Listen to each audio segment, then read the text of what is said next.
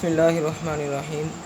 Dear students, आज जो हम टॉपिक डिस्कस करने जा रहे हैं वह है cost of goods manufactured and sold statement. आज हम ये डिस्कस करेंगे कि मतलब जो एक ऑर्गेनाइजेशन होती है वो अपनी जो गुड्स को मैन्युफैक्चर करती है, जब वो चीज़ें बनाती है तो ये देखना चाहती है कि चीज़ें बनाने पर उसके कितने पैसे खर्च हो रहे हैं, कितनी लागत आ रही है, और जितनी चीज़ें वो बेच रहे हैं एक साल के दौरान उनके ऊपर उनकी कितनी लागत आ रही है। तो सबसे पहले हम इसकी स्टेटमेंट की जो है वो फॉर्मेट देखेंगे कि इसके फॉर्मेट के अंदर कौन कौन सी चीज़ें जो हैं वो डिस्कस की जाती हैं। उसी की मदद से हम जो है इसके क्वेश्चन जो है इजीली सॉल्व कर सकते हैं। तो सबसे पहले हम जब ये स्टेटमेंट बनाते हैं तो कोई भी स्टेटमेंट बनाते वक्त सबसे पहले हमें बिज़नेस का या कंपनी का नाम देना पड़ता है। यहाँ पे हमने ABC कंपनी लिमिटेड नाम रख दिया। उसके बाद कंपनी का नाम लिखने के बाद नेक्स्ट थिंग जो आ जाती है वो होती है उस स्टेटमेंट का नाम। तो हमने स्टेटमेंट का नाम लिख दिया cost of goods manufactured and sold statement. उसके बाद हम पीरियड लिखते हैं कि ये किस साल या किस महीने या किस क्वार्टर की जो हम स्टेटमेंट बना रहे हैं। तो मतलब ये हमने साल की लिख दी कि for the year ended 31 December 2019। उसके बाद इसका हमने जो है वो फॉर्मेट ड्रॉ कर लिया। अब इसके अंदर सबसे पहली चीज़ जो हमने नोट डाउन करनी है, सबसे पहले जो चीज़ हमने लिखनी है वो डायरेक्ट मटेरियल लिखना है। अब डायरेक्ट मटेरियल हमने जो इस्तेमाल किया है प्रोडक्शन के अंदर हम वो लिखेंगे। तो उसके लिए सबसे पहले हम लिख रहे हैं यहाँ पर ओपनिंग इन्वेंट्री। ओपनिंग इन्वेंट्री या ओपनिंग स्टॉक से मुराद वो वाला मटेरियल है जो कि हमारे पास पिछले साल बच गया था, यानी पिछले साल जो हमने मटेरियल परचेज़ किया था उसमें से कुछ मटेरियल मैन्युफैक्चरिंग में इस्तेमाल नहीं हुआ था। पिछले साल का जो बचा हुआ मटेरियल था उसे हम इस साल में इस्तेमाल करेंगे, और इस साल जब साल शुरू हुआ तो हमारे पास पहले से कुछ मटेरियल मौजूद था, उस मटेरियल को हमने ओपनिंग इन्वेंट्री या ओपनिंग स्टॉक का नाम दे दिया। अब उसके बाद नेक्स्ट जो मटेरियल हमारे पास पहले से पड़ा हुआ है उसके अंदर हम ऐड करेंगे परचेज़ को।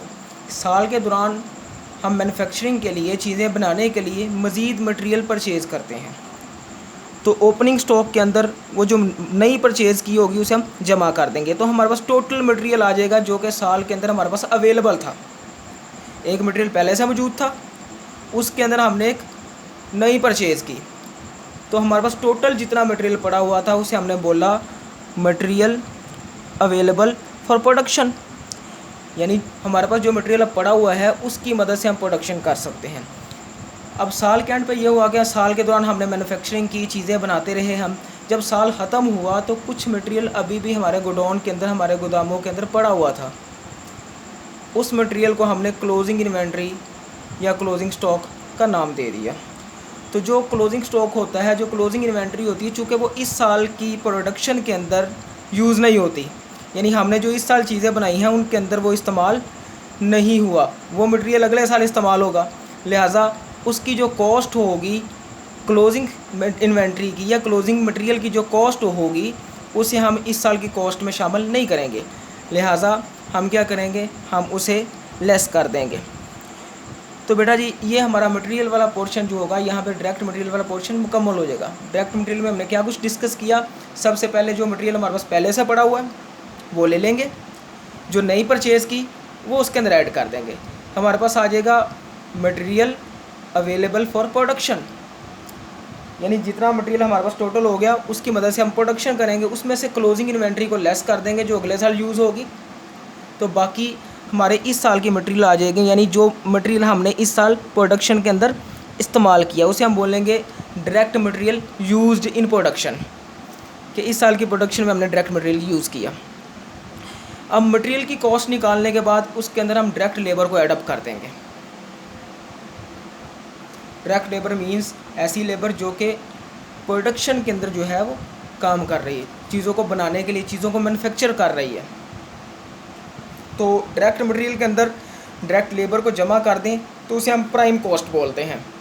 तो लिहाजा यहाँ पे जो डायरेक्ट मटेरियल हमारे पास आ रहा है, जो डायरेक्ट मटेरियल यूज़ है उसके अंदर डायरेक्ट लेबर को जमा करेंगे तो ये प्राइम कॉस्ट हमारे पास मालूम हो जाएगी। फिर उसके अंदर हम FOH को एडअप कर देंगे। अब FOH में दो किस्म का FOH आता है, एक होता है FOH अप्लाइड और एक होता है एक्चुअल FOH जो हमारा होता है। तो यहाँ पे इसको हम बाद में इंशाल्लाह डिस्कस करेंगे। यहाँ पे हमें रेट दिया होगा FH अप्लाइड का, जितना मतलब वो डायरेक्ट मटेरियल पे भी दे सकता है, लेबर पे भी दे सकता है, जिस पे भी वो रेट देगा उसकी मदद से आपने जो है वो FH की वैल्यू निकाल लेनी है और प्राइम कॉस्ट के अंदर जमा कर देनी है। तो जब हम प्राइम कॉस्ट के अंदर FH को जमा कर देंगे तो हमारे पास आ जाएगी टोटल करंट मैन्युफैक्चरिंग कॉस्ट।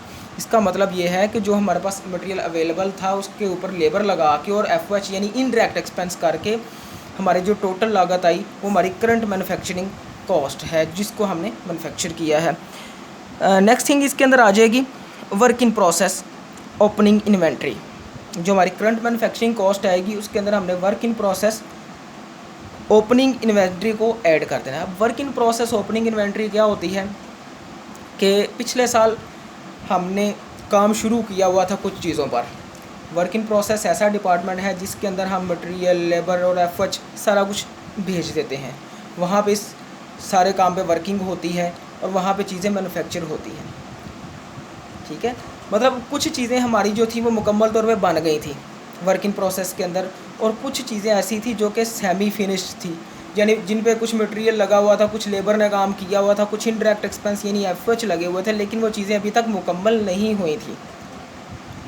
अब जो चीज़ें 2019 में मुकम्मल नहीं हुई वो ज़ाहिरी सी बात है 2020 पे पहले हम उन पे काम शुरू करेंगे, और जो चीज़ें 2018 में मुकम्मल नहीं हुई थी यानी उन पे काम शुरू हो चुका था 2018 में दिसंबर का महीने में, लेकिन वो चीज़ें मुकम्मल नहीं हो सकी, लिहाजा वो चीज़ें हमने 2019 में जनवरी के महीने में दोबारा उन पे काम शुरू कर दिया।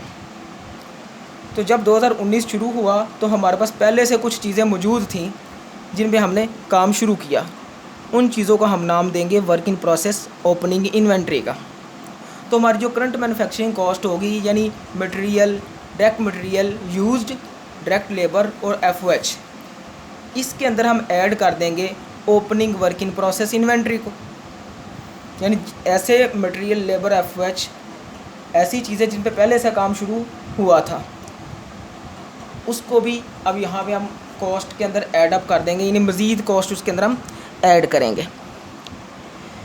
तो जब हम opening work in process inventory add कर देंगे तो हमारे पास आ जाएगी cost of goods available for manufacturing, यानी कितनी चीज़ें हमारे पास मौजूद हैं जिनकी हम मैन्युफैक्चरिंग कर सकते हैं।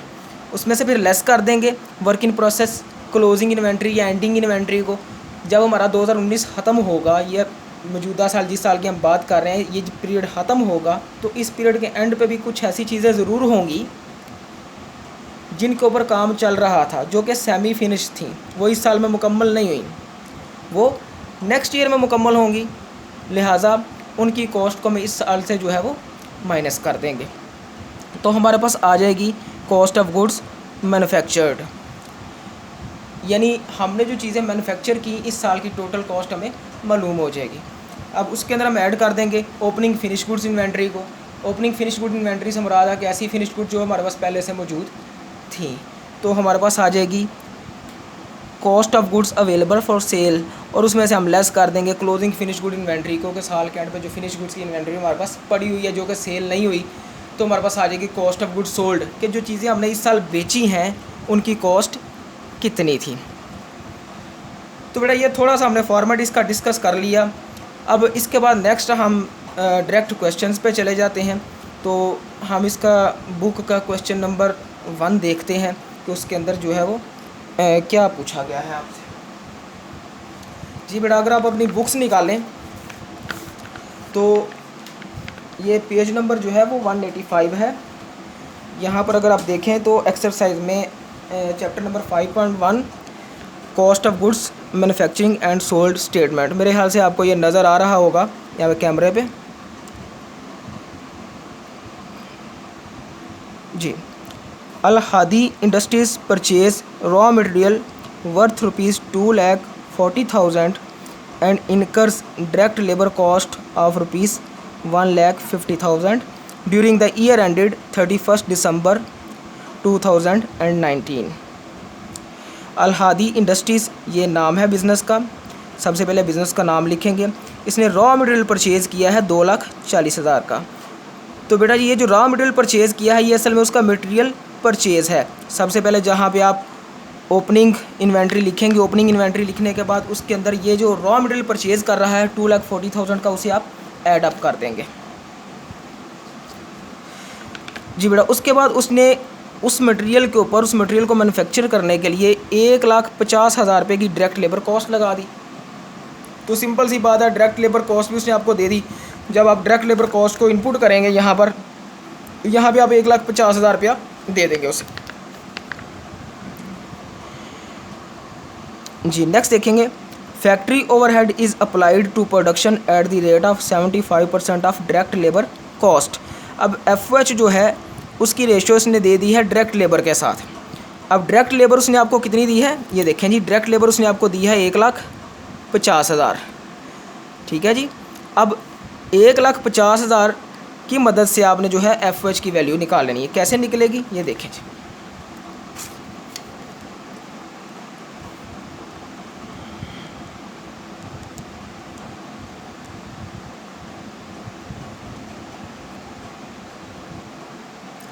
जी बेटे 1,50,000 इसका अब निकाल लेंगे 75%,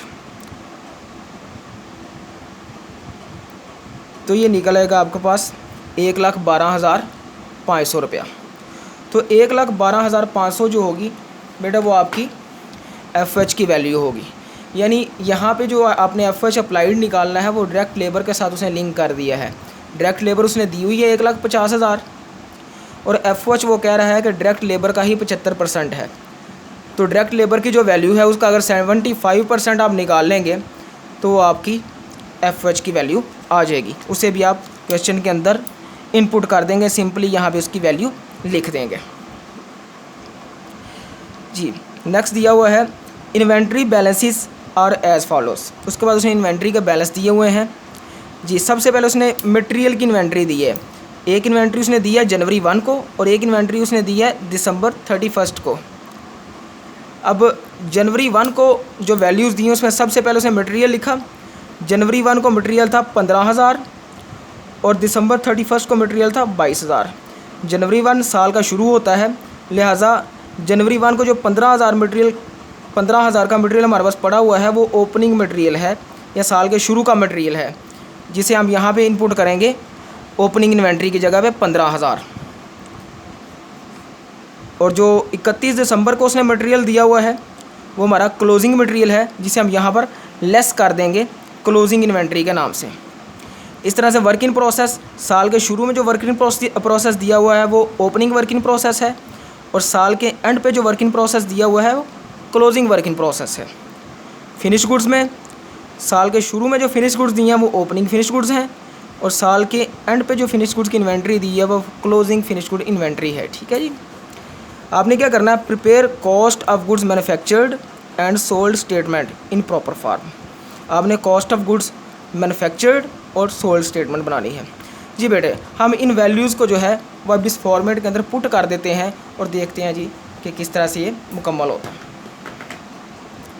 जी बेटा। सबसे पहले देखें डायरेक्ट मटेरियल का हमने पोर्शन सॉल्व करना है, तो सबसे पहले हम ओपनिंग इन्वेंट्री लिखेंगे। ओपनिंग इन्वेंट्री क्वेश्चन के अंदर हम कहाँ पे दी हुई है, ये देखें। Inventory balances are as follows. Material जनवरी 1 को भी दिया हुआ है और दिसंबर 31 को भी दिया हुआ है। जनवरी 1 को जो मटेरियल दिया हुआ है वो ओपनिंग मटेरियल है, यानी ओपनिंग इन्वेंट्री है, और 31 दिसंबर को जो मटेरियल दिया हुआ है वो क्लोजिंग इन्वेंट्री है। तो हम यहाँ पर ओपनिंग मटेरियल, ओपनिंग इन्वेंट्री की जगह पर यहाँ हम इसकी वैल्यू पुट कर देंगे। ओपनिंग इन्वेंट्री है 15,000।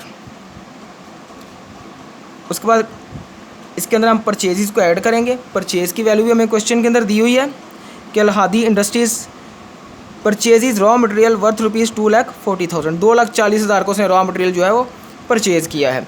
तो आप परचेज़ ऐड कर देंगे 2,40,000।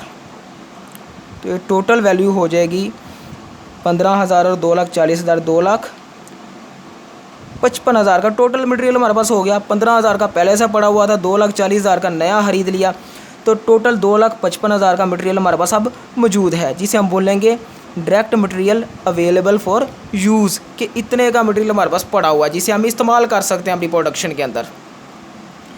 अब क्या हुआ, जब साल ख़त्म हुआ तब भी हमारे पास कुछ मटेरियल पड़ा हुआ था। तो साल के एंड पे जो हमारे पास मटेरियल पड़ा हुआ था वो था 22,000 रुपये का, जिसे हम बोलेंगे क्लोजिंग इन्वेंट्री या एंडिंग इन्वेंट्री। अब चूँकि ये जो क्लोजिंग इन्वेंट्री है ये अगले साल इस्तेमाल होनी है, तो लिहाजा हम क्या करेंगे, इसे मटेरियल में से लेस कर देंगे। क्लोजिंग इन्वेंट्री कितनी वैल्यू दी थी इसकी, 22,000, इसे हम लेस कर देंगे तो हमारे पास वैल्यू आ जाएगी direct material use in production, कि इस साल प्रोडक्शन के अंदर कितना डायरेक्ट मटेरियल इस्तेमाल हुआ। इसे अगर हम कैलकुलेट कर लें तो 2,55,000 में से माइनस कर देंगे 22,000, तो ये आ जाएगा 2,33,000। इसे हम यहाँ पे अमाउंट वाले कॉलम में लिख देंगे। डायरेक्ट मटेरियल यूज्ड 2,33,000, यानी इस साल की प्रोडक्शन जो हुई है 2019 में हमने 2,33,000 का मटेरियल इस्तेमाल किया है। नेक्स्ट थिंग आ गई डायरेक्ट लेबर की वैल्यू भी बेटा उसने सवाल के अंदर हमें दी हुई है, ये देखे ज़रा सवाल सेकंड लाइन पढ़ें। And incus direct labour cost ₹1,50,000, 1.5 lakh की उसने जो है वो लेबर के ऊपर कॉस्ट जो है वो इनकर कर दी। तो डायरेक्ट लेबर कॉस्ट हम ऐड कर देंगे मटेरियल यूज़ के अंदर 1,50,000। तो टोटल मटेरियल और लेबर को मिला के हमारी जो कॉस्ट बन जाएगी 2,33,000 जमा 1,50,000, वो बन जाएगी 3,83,000। इसे हम बोलेंगे प्राइम कॉस्ट, क्योंकि जब डायरेक्ट लेबर और डायरेक्ट मटेरियल को ऐडअप कर देते हैं तो उसे हम प्राइम कॉस्ट का नाम देते हैं। अब इसके अंदर हम ऐड करेंगे फैक्ट्री ओवरहेड के बारे में वो बता रहा है कि factory overhead is applied to production at the rate of 75% of direct labour cost, कि जो डायरेक्ट लेबर की कॉस्ट उसने दी हुई है 1,50,000, उसका 75% जो है वो FOH की वैल्यू है। तो हम निकाल लेंगे 1,50,000 ज़रा 75%, तो ये वैल्यू आ जाएगी 1,12,500। तो प्राइम कॉस्ट के अंदर FOH की कॉस्ट को हम जमा कर देंगे 1,12,500, इसको एडअप करेंगे तो हमारे पास वैल्यू आ जाएगी 4,95,500। जी बेटा 4,95,500, इसको हम बोलेंगे टोटल करंट मैन्युफैक्चरिंग कॉस्ट, कि direct labour use plus direct labour plus factory overhead, इनको अगर हम ऐडअप कर लेते हैं तो हमारी इस पीरियड की करंट मैन्युफैक्चरिंग कॉस्ट आ जाती है, जिसके अंदर अभी पिछले साल वाला वर्क इन प्रोसेस शामिल नहीं है। अब क्या करेंगे, अब पिछले साल की जो वर्क इन प्रोसेस इन्वेंट्री पड़ी हुई है उसे हम इसके अंदर ऐड कर देंगे, work in process opening inventory. तो work in process opening inventory भी हमें यहाँ पर दी हुई है जो कि 20,000 रुपये है, तो इसे हम यहाँ पर ऐडअप कर देंगे। Work in process opening inventory 20,000,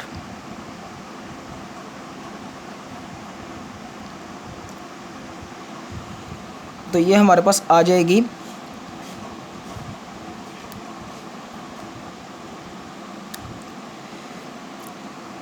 cost of goods available for manufacturing 5,15,500। बेटा इसमें से लेस कर देंगे work in process closing inventory. Work in process closing inventory देखें क्वेश्चन के अंदर हमें दी हुई है 18,000 रुपया, तो 18,000 हम यहाँ से लेस कर देंगे।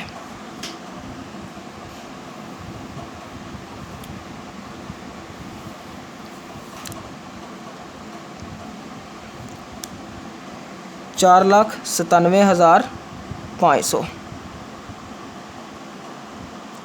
ये बेटा हमारी आ जाएगी कॉस्ट ऑफ गुड्स मैन्युफैक्चर्ड, के साल के अंदर हमने 4,97,500 की चीज़ें मैन्युफैक्चर की हैं। यहाँ तक हमारी मुकम्मल हो गई cost of goods manufacture statement. अब इसके बाद नेक्स्ट थिंग जो हमारे पास आती है वो cost of goods sold statement आती है, कि साल के अंदर जो हमने चीज़ें बेची हैं उनकी कॉस्ट कितनी है। अभी तक हमने ये मालूम किया है कि साल के अंदर हमने जो चीज़ें मैन्युफैक्चर की, 2019 के अंदर हमने जो चीज़ें बनाई उनकी कॉस्ट कितनी थी, यानी 2019 के अंदर हमने जो चीज़ें बनाई उन पर कितनी लागत आई। अब हम ये देखेंगे कि 2019 के अंदर हमने जो चीज़ें बेची उनके ऊपर हमारी कितनी लागत आई, उनके ऊपर हमारे कितने पैसे खर्च हुए। तो इसके अंदर सिंपली फिनिश गुड्स की जो है वो एडजस्टमेंट होगी। तो जो कॉस्ट ऑफ गुड्स मैन्युफैक्चर्ड हमारे पास आई कि हमने 4,97,500 की चीज़ें इस साल में बनाई, उसके अंदर ऐड कर देंगे ओपनिंग फिनिश गुड्स इन्वेंट्री, कि वो चीज़ें जो पिछले साल बनी थी लेकिन बिकी नहीं थी, वो अभी तक हमारे पास कुछ चीज़ें पड़ी हुई थी। तो वो चीज़ें कितने की थी, क्वेश्चन के अंदर उसने हमें बताया हुआ कि फिनिश गुड्स जनवरी 1 को थी 30,000, तो यहाँ पे ओपनिंग इन्वेंट्री ऐड कर देंगे 30,000।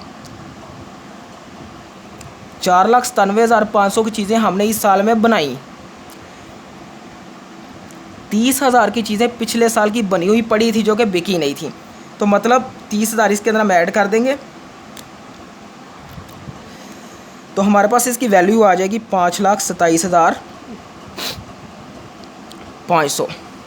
मतलब कि 2019 के अंदर हमारे पास जो चीज़ें बेचने के लिए पड़ी हुई थी वो 5,27,500 की थी, उसमें से हमने काफ़ी सारी चीज़ें बेच दी और साल के एंड पे कुछ चीज़ें हमारे पास बच गई, जिसकी वैल्यू उसने क्वेश्चन के अंदर हमें बताई हुई है कि फिनिश गुड्स 31 दिसंबर को हमारे पास 25,000 की पड़ी हुई थी, यानी सारी चीज़ें हमने बेच दी, सिर्फ 25,000 की चीज़ें जो थी वो हमारे पास बच गई, जिसे हम फिनिश गुड्स की क्लोजिंग इन्वेंट्री बोलेंगे।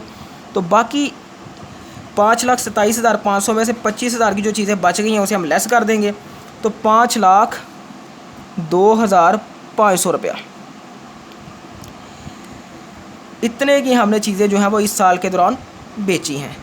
यानी कॉस्ट ऑफ गुड्स सोल्ड, यानी हमने जो चीज़ें बेची हैं इस साल में 2019 में, उनकी जो कॉस्ट हमें पड़ी है, उनकी जो हमें लागत पड़ी है वो 5,02,500 रुपये है। तो यहाँ पे हमारी जो है वो cost of goods sold statement भी मुकम्मल हो जाती है। किसी किस्म का कोई क्वेश्चन हो या आपको बात समझ ना आई हो तो आप कमेंट्स में मेरे से पूछ सकते हैं, ठीक है। इंशाल्लाह ताला हम आपको गाइड करेंगे।